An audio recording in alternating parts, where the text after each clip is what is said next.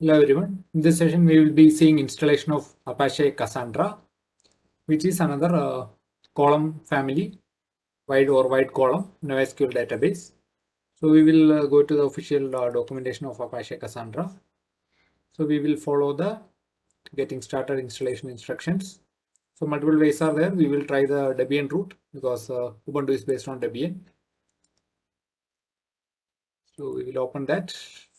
And first thing is we want to have Java here. We already have Java 11 installed. If you have not, you can go back to Java installation video and install Java and come back.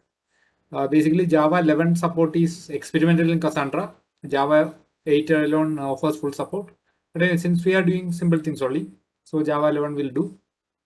So first thing that we have to use is we have to add the keys corresponding to this, so we can run this at the path of the archive. So in terminal, ask for password. Okay, so that is added. So the second step is to add the repository keys to list of trusted keys. So here this for Debian curl. So instead of that, for Ubuntu we will just have to use a wget here. So you can I have referred the TechMint site. So there from there same command only, there's a w get qo in the beginning.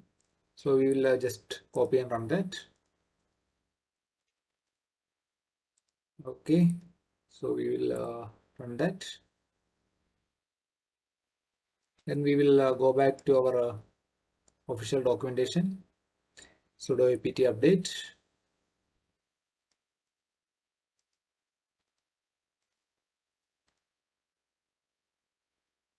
And following that, we have to call the apt-get install Cassandra.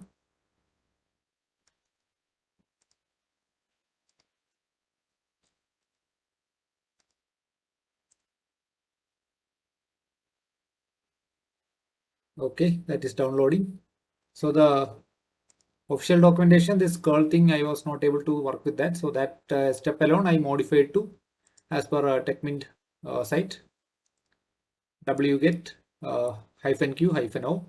So other than that, I have followed the official documentation for Debian. So since we are using Ubuntu, some slight changes may be there. This may be one of that.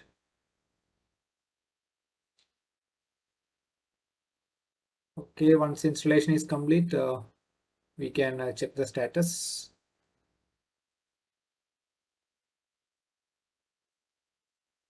Okay, I will pause in the meantime. Okay, installation is complete. Okay, now we can check the status. Sudo systemctl status Cassandra.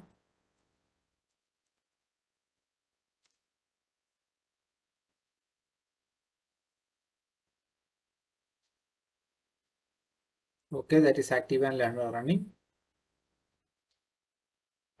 So we can access the shell using CQL-sh. So we will be taken to the SQL shell. So that concludes the installation part.